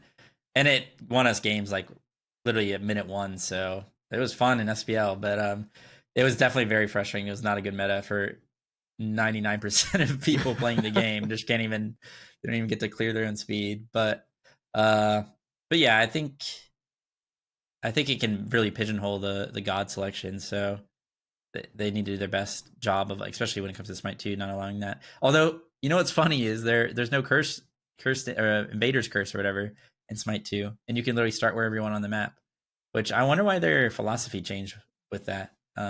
Considering they were so adamant on invading. Like, I remember having discussions with them in Balance Discord and stuff. Like, they were so adamant that they were right about, like, this just shouldn't be a thing, and like it's bad for new players. But it seems like maybe they changed their mind on it. I don't know why. What did they like ask you guys? Okay, what are some some things that you guys would like to see? And then that's something that you would say. It's like, oh well, maybe take away Invaders Curse. I think people have had that sentiment for a while. At least pro players have always been like, Invaders Curse is just silly. Not just Invaders Curse, but in the invade penalty as well. It's very stifling at a high level for you to be punished for invading camps when you're countering that. Like, for example, like if jungle goes to duo and is just sitting there camping your duo lane, you should be heavily rewarded for taking their speed and taking their red and taking their back camps on solo side, because you're punishing them for not jungling. You're punishing them for sitting in a lane, affecting the lane too much. So having like that XP penalty, I think they've already made it better in Smite 2. I think you get a little bit more for invades, or maybe it's just there's no penalty. I don't remember. They did like I think their last patch, maybe 2 patches ago, they did reduce the penalty by like 5%. It's not that much. 5%, yeah. It's a step in the right direction. Yeah. Yeah, no, it's a step. I mean, the other thing too, I guess, something to not leave out is, at least when you do say invade the enemy, because I do agree with you, but when you do invade the enemy jungler's speed camp, that's also XP that they're not getting. Yeah. So yeah. it's not just like it's like a 0.5 to you. It's almost like it's 1.5 because they're also not getting it. True. The problem though with that is that the reason that is a problem is because in Smite it's so easy to clear camps. It's so easy to jungle and walk to somewhere else. So if the camps were harder to clear and the jungler was the one who had to do it, if he spends like 10 seconds on that speed instead of like 3 seconds, then there's more counterplay potential where, like, okay, you did invest into stealing that and you're rewarded for it, but now you can't just run to the red buff and run to the back camps and then run to your own jungle.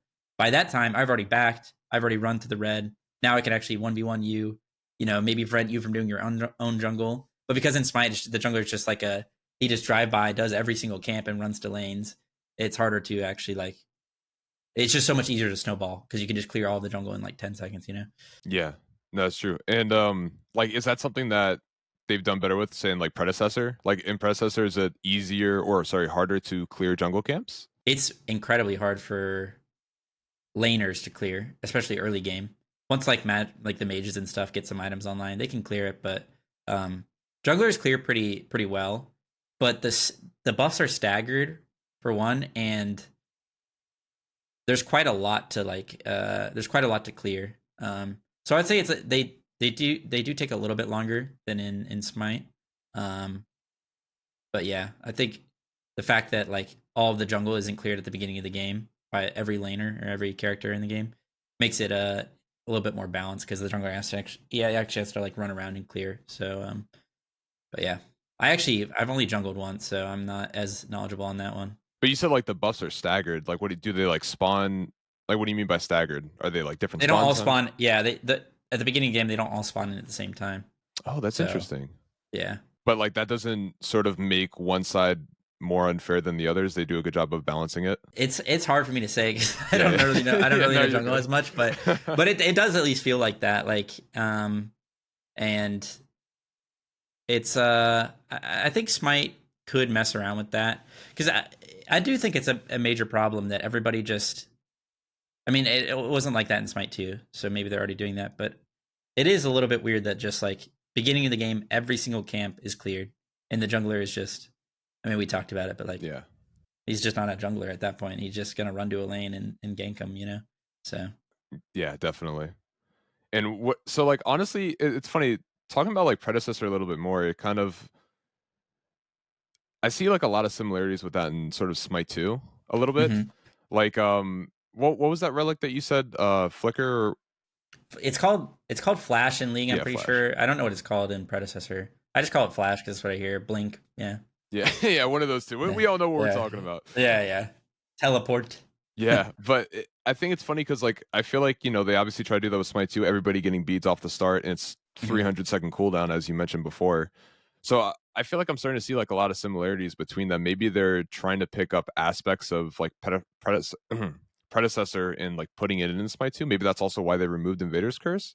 They're probably doing that with every MOBA. They're probably just trying to take aspects and add it to.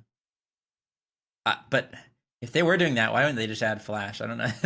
Yeah, it's just so much more fun in my opinion. So much better. I've talked on nauseum about this though, so I don't want to bore you with it. But yeah, yeah, that's what they should do, and I don't think they should be. They should not be afraid of copying. From discussions I've seen and had with some of them, it seems like they're a little bit hesitant about like just copying other games or being like, oh, we don't want to be like, we want to be a little bit different. We want to be unique, so we're gonna have beads instead of blink.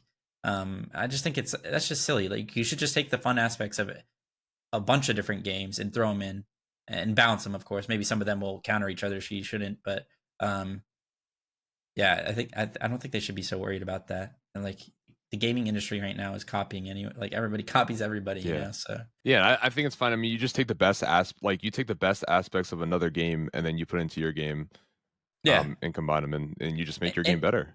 And Smite's unique regardless. Like you're a third-person mythological MOBA. Like that's one of the most unique things to begin with. Like everything else you add doesn't have to be super super unique, you know.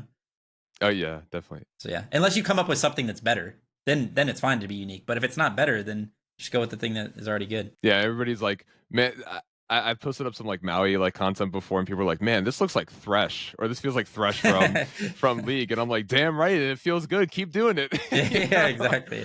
Yeah. So do you have any sort of tips for soul laners? Like, is there a like soul lane in particular? I know we obviously brushed up on tips and whatnot that people could do earlier on, but is there a mistake that you see some soul laners make time and time again, and what's a good way to improve upon that? Yes, especially in solo lane. This goes for other lanes, but definitely in solo lane is people do not prioritize the waves as much as they should. Like, if you watch maybe at least like 80% of the game, at least maybe till like the 20-minute mark, I probably don't miss like a single wave unless I like die or unless I really have to back for some reason. You should get every single wave, even when you're rotating. A lot of times you proxy so you don't miss a wave, like, or you like hard push the wave and then keep your TP up, rotate, and then TP over when the wave's under your tower. Stuff like that. Waves are so important, and when you start to like think, oh, I need to rotate, I really need to help out my team here, and you keep consistently giving up waves, or you forget to push a wave, instead do a buff, you let your wave die under tower, then you rotate a little bit, and you kind of think their fight's going to happen, your wave's under your tower again. Like, there's just so much XP and gold that you're missing out on, and that ends up being like a skill expression, because a lot of times the plays or the outplays I'm making on people is not because I'm just straight up better than them, even though I probably am most of the time. It's because I'm like levels ahead of them, or like I'm ahead of them because I just done a better job at prioritizing the XP on the map. So yeah, I would say waves are like the most important thing. And I oftentimes, especially when I've like coached people in the past, they just over rotate. They become like this little puppy that follows their owner around because they see the enemy laner rotating. So they're like, oh God, I need to rotate. My team is going to complain. My team is going to yell at me because my lane, just no, call missing, say ping where he's running, push the wave under the tower. He's going to lose a wave. If your team plays smart, which 90% of the time they won't, but if they do, then he's going to lose a wave. They're not going to get a fight. They're going to be ahead because of that. And then when he comes back to lane, you're going to out trade him. And so yeah, I would say it's probably over rotating and not prioritizing waves. Stop being a little puppy and make your own decisions for yourself. Don't be a dog. Yeah. What about like what about if you're just what if you just have like really really bad clear as well? Like is there any do you have any trick to that? Like if you're just getting super out pressured and there's not much you can do. Truth be told, especially after 9.5, is you probably should have just picked a different character, sadly. But there are certain things like you can get more potions and like hold the archers outside of the tower and just like tank them, because most of the time, especially if you're playing like a character that has low pressure, like let's just say like a Sobek or something, if you're just sitting at your tower line, there's quite literally nothing the other solo laner can do to you. Like if you're just tanking the archers and you have potions going and stuff. So there's stuff like that where you can hold the gold. A lot of times it's going to rely on your jungler to clear your blue buff and stuff like that, so you don't get super far behind. There are some tips, especially early game. If you're playing a tanky character that can't clear the wave well, if you just hit the enemy solo laner, the minions will aggro you, so they're not going to clear your own minions. And if he doesn't hit you, your minions are going to slowly hit their minions down. So sometimes you can out clear in that way. You can group up the wave that way. So like let's say you're playing a character that has bad clear, but you're able to get all 6 minions right on top of each other and spam your abilities on them. Then you're going to clear a little bit better. So hitting the enemy solo laner can help you with that. There's like some forbidden technology with like cannoneers that can help, but but probably shouldn't do that. Wait, I need to hear this. Well, cannoneers, it explodes a minion, so that's one minion gone, and it does decent damage to the enemy minion. So if you group up the wave, all 6 minions on top of each other, and slam a minion, it's every like 5 or 6 seconds. You can clear the wave on any character in the game. You can clear pretty well, but I just don't think you probably shouldn't go cannoneers, even though they've buffed it a million times. But yeah, that's probably my tips. And TP, of course. TP really helps with not getting behind. That's like the blessing and the curse, or the two sides of the coin with TP, is that it's a really lame relic, but it also lets a lot of characters be viable because, if you're getting out pressured, like on like a low pressure character, then you can always TP back and not feel too bad about it. Yeah, it's also like a good late game relic too. I swear I see so many people not use TP correctly. Like if the enemy is split pushing, I'm like, yo, junk or soul laner, just back, defend the split push. Yeah, that happens a lot. Yeah, TP in, and I'm just like, why is this guy not doing it? Yeah, it counters split push, which is good. That's healthy for the game. I like that. You're right though. People don't recognize it. A lot of times, like the jungler or the ADC will back, and I'm like, dude, no, just stay here. I'll go there, or if I'm not playing role, I'd like try and tell people that. But you know what people don't do, and I started to do that quite a lot at the end of SPL, was I would get my team to high ward, like put a ward like behind their backs, deep into their red buff, and I would just use it to start fights. I would just TP behind them and walk into them, especially if I wasn't playing a blink character, like say I had like thorns or like beads or something. Just TP right behind them, especially with heroic teleport, the one that had like slow immunity and protections and everything. Walk into them and just start the fight that way. I had some fights started that way that ended up going like super well, and that was a cool play to make. Yeah, no, actually, it's funny that you bring that up, actually, because I do remember that. I remember watching those SPL sets. I think it was like season 9, maybe. Yeah. I remember watching those sets, and you would just have the craziest TPs from a single ward, and just like enemy solo laner just like behind us. You had this insane flank. You just like that play alone would win you guys games. Yeah, I was just like, holy shit. We started to get pretty good at it. Like we were like looking for those like sneaky wards and have them like certain spots so that I could just like walk in. So definitely good when you don't have blink, because people are so reliant on blink to initiate fights. But if you just appear behind them, that's also going to be a good start. That's a good way to initiate a fight.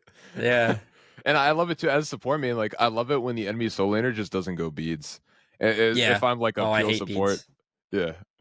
Dude, I hate beads. Oh, but you like it when the enemy solo laner doesn't go beads. Yeah, because like I'm a pure support. So it's if you're Arthur and I'm Ares, I mean you're kind of toast anyways, it doesn't matter. But yeah. Dude, my hot take on that is that you shouldn't go beads anyway to Ares. Because really? At least I never did in competitive, because Arthur, like the way I played him was I would just get my charge ult and I would just start a fight by blink charge ulting somebody. So if I blink charge ult to carry and you're Ares, like let's say you're on the enemy team, and I get your like Merlin, let's say, I'm doing like maybe like 30%, 40% of his HP. When I land and you chains me, like it should be already a decent fight start to the fight, as long as my team follows up. But if I go beads and I just try and walk in, and like you're chainsing me before I even walk in, and then I charge ult him. Like it's kind of the same thing regardless. You know what I mean? So you might as well get that instant fight start with the blink going, and make sure you hit like a strong target or like a value target. That actually is a really good point. In fact, yeah, you've done that to me a few times, and some other soul laners as well when I'm playing Ares. So like that, Yeah. and that's how you recognize too some of the better players. Like, okay, this guy's obviously just a better player because he's making plays like that. Yeah. And also too, I think like probably if you are Arthur and you do go beads, it's not going to do much because if Ares does chain you, I mean, after 2 seconds, you're getting re-crippled anyways. Yeah, exactly. Like in some scenarios, it might help you get a kill, but like, especially in a competitive setting, like I said, I already hate beads. Like I don't care about my KDA. Like I just want to start the fight, and as long as we're playing well off of it or like following up correctly, like it should be good. And so yeah, that was always my hot take. And there was a time, I think it was season 9, where I was first picking Arthur like every single game because I think we won like 12 games in a row or something with it. And people started doing that. They would just pick Ares, and I would just go blink anyway because I really think that's just the better thing to do. But yeah, that's just my opinion. The real question is, why were they giving you Arthur after 12 wins in a row with it? I don't know. There's other things to ban. We had such a good team, you know. There's like you had to ban Daniel's Gods, had to ban Max, you know, That's true. Mike. So yeah, no, it's definitely controversial. What relic do you go if you're not, you know, going beads, or you said earlier you don't really like blink as much either because you get too reliant on it? it still is blink a lot of the time, Okay. mainly because it's fun. But like, let's say, yeah, like thorns, because like blink is really only good for that initiating or like bridging the gap instantly. So if you were to get really good at just TPing behind them and always having those wards, there really would be no reason to have blink. Like thorns would be better in every scenario. Horrific, if they have any healing or shielding, like would be better in every scenario. So yeah, if you were to get really good at the TP, then honestly, a lot of the time you just probably shouldn't even buy blink.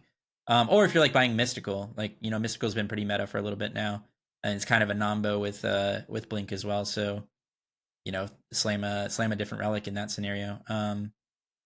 But yeah, I'd still say blink a lot of the time, just because it does make the game a little bit easier.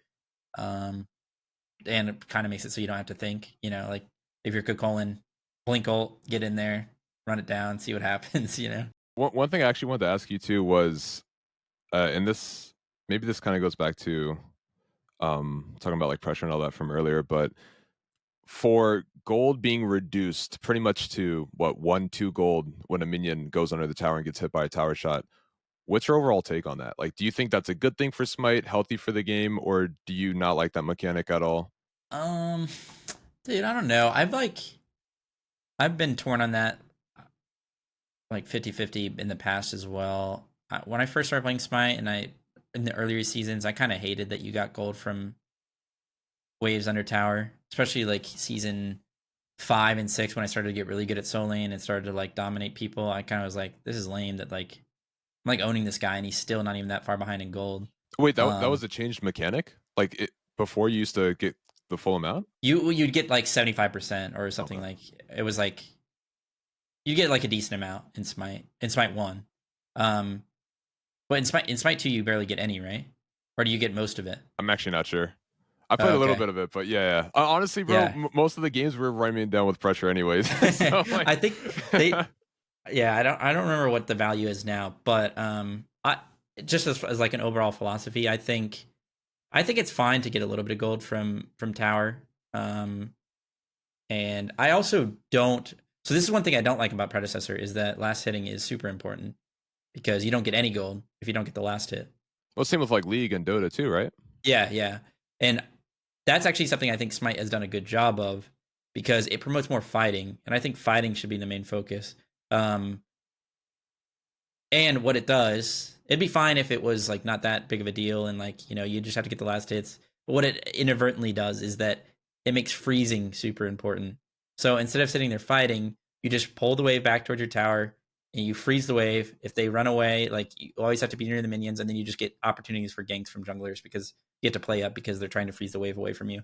Stuff like that I think is dumb, and I think it should be more about the fighting. So I think Smite Hyra should try and keep doing that, and maybe not give into that side as far as like last hitting being super important. But I think you should get some minion gold from ways being under tower, but just not a lot. Yeah, makes sense. Makes sense. And I agree with that whole aspect too. I think fighting is the prime, thing when it comes to, especially when it comes to Smite. I think like Yeah. the big thing about Smite, whether you're just watching the game, right, watching SPL, new to the game, whatever the case, is the team fights or just is fighting in general. So yeah, I definitely agree. Especially because it's third person. Like, I'd understand a little bit more from the top down perspective because you can see everything and it's like the environment's pretty important in that. But like, you're playing God, as Hyros likes to say. They're cheesy lines, but it should feel like that. You should be like battling against other people. You know what I mean? Yeah, definitely. Would you change anything about your life? Like, did you have any opportunities in the past that you missed that you wish you could just go back and grab? Now that's a good question. Diving into the real stuff. Yeah, I mean, it could be real. It can also just be like team offers as well from the SPL, like Okay. any of that kind of stuff. I'll give you both. Sure. Real, I kind of wish I hadn't quit soccer when I did in high school because, truth be told, the reason I quit is because I started getting addicted to video games, just like wanting to stay inside after like moving. So I wish I kind of stuck with that because I think I could probably have gotten a scholarship to college for it. I mean, I do want to go to college. I don't think that's something I like regret because I can still do it, and I'm probably going to eventually. Just because I enjoy school and I want to learn stuff. As far as like team offers goes, another thing when it comes to real, but also when it comes to Smite, is I wish I had diversified my content more earlier on. So instead of just being like just the Smite guy, Smite teacher, soul laner, maybe just off-rolled more. Maybe just like done other content, done more IRL content, been less like self-conscious about like doing IRL content or like being in front of a camera, stuff like that. I think that could have helped a lot. Because it even annoys me to this day that like I'll off roll sometimes and people would be like, "Oh, you're not playing soul lane." It's like, bro, I can play other roles. Like, you don't need to say, that can be a little tilting. But Yeah. So yeah, that. As far as like team offers, I don't know if I actually have any things I would like to change about that. Yeah, I don't know. I think everything brought me to where I was. Of course, I wish I would have won more. I wish I would have not taken second place at Worlds twice, but it happened, and all I could do was try my best, and I think I tried my best at the time. So, but hey, that's just how the cookie crumbles. But I mean, regrets are weird anyway, because like everything that happened, is why I am who I am today. So, so be it. Listen, second place is still better than like 99.9% of everybody else playing the game. I think a lot of people would want to be in the position that you are when it comes to like competitive and streaming and all that kind of stuff. Yeah, definitely grateful for all of that. So wait, so you used to play a lot of soccer, huh? Interesting. Mm-hmm. And you were pretty hot shot at it too. I mean, I was okay. I played like since I was little up until high school. I don't know the exact number. I change this sometimes. I say 8 or 9 and think competitive years of it. I was on like a pretty good club in Tennessee where I used to live. I don't know. Like, I don't think I ever would have gone pro. I don't think my body's made to be. To be fair, I look a lot different now than I did then. I used to be very, very skinny. I was a skinny, like, there's pictures I could show you, but I had to like bulk up. I like actively when I started getting in the gym and everything. But I don't think my body would have been made for athleticism because, dude, my knees. I went to the doctor maybe like 4 years ago, and they did X-rays on my knees. They did an ultrasound on my knees and stuff. And I kid you not, this doctor who works for he worked with like the New York Yankees and stuff like that back in the day. He said that my knees look like a 60-year-old man's knees. What? So yeah, because I had this thing called Osgood slaughter when I was older. I always didn't pronounce it correctly. Like 1 in 4 male athletes get it, I think, growing up. Especially just like when your knees, like the cartilage or the bone, like sticks out, and the growth plate, like it's just bad. Basically, is the point. And I think that messed me up. I think squatting incorrectly and having bad form, certain things messed him up more. And of course, just like playing sports all throughout growing up, I think maybe messed him up. So I don't think I ever would have like been able to to actually consistently like play soccer, especially when I got to like my 20s. But yeah, I played a lot and I enjoyed it, and I kind of wish I had stuck with it, but because maybe I could have gotten a scholarship for it. But yeah, that was my go-to sport growing up. What about you? Did you play sports growing up? Yeah, I actually played soccer for like 4 years. Oh, nice. Let's go. Yeah, I was pretty good at it, but I was on I wasn't on any like high school team or travel team or anything like that. I was just kind of like an amateur league. Oh, But nice. it was That's was fun. I had a great time playing Yeah. soccer. I like it a lot. And you know what's funny is I never liked watching it. Still to this day, I don't like watching it. Really? But I liked playing it. So it's Interesting. that I think that happens with a lot of stuff. Like I really enjoy writing, and but I actually don't like reading that much, which is funny. So there's stuff like that where I think performing the action is more fun than like experiencing it. I'm more of a movie guy. Dude, I love movies as well. I love movies, so I understand that. Yeah, definitely. Do you watch anime at all? Yeah, I like anime as well. I'm like, yo, Dash, have you read the manga? No, I haven't. Yeah. Two reasons. That's One funny. is because the show's better, in my opinion. But Yeah. well, I mean, the manga is like more stuff, of course. But like, two, I Yeah. don't like to spoil myself with reading the manga before I watch the anime. That's fair. So, yeah. My brother's like that. I was like that before. I started getting into manga a little bit more now, but I think, I mean, reading is obviously really cool, but the biggest aspect that reading can't provide is sound and like music.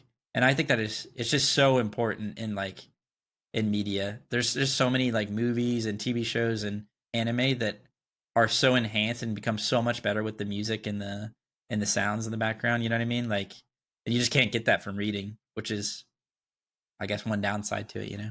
Yeah, I think they call it like Foley. But this is for like, I'm not a game developer or anything like that, but this is for like game development and also like movie development, where they literally have like a studio, a really good high quality mic, and the person will just like simulate sounds of what you see on screen with like the crazy stuff.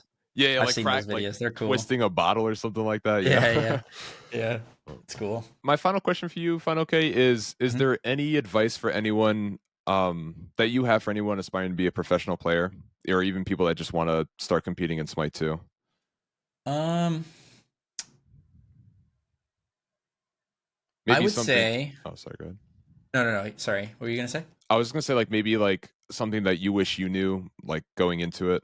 I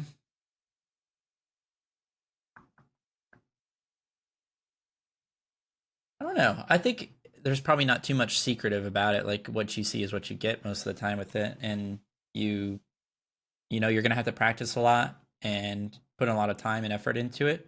But it's fun and it's a privilege to be able to do it. So if you are able to reach that spot, then if it's truly something you want, then you should be happy. But I will say that you have to figure out if it is truly something that you want, because this goes to any job or anything you're trying to pursue in life, any hobby. You have to evaluate whether or not you'll be happy with it when you're having a bad day, or when you're like feeling depressed, or you're just on the good day or the bad day. If it's something that you truly want to do, if you're not going to enjoy it at all and you're not going to consistently stay with it even on the bad days, then it's probably not something that you should actually pursue. And that goes for like any job. So yeah, that's definitely something you could probably consider. And I also would say, just less so advice, but something that I would implore you to do is just be positive and not be like a negative Nancy for the community, and just be like a positive influence and a positive like light for people when it comes to like streaming content, a pro player. Because like a lot of people that are 99% of the people that are watching have real lives, have real jobs.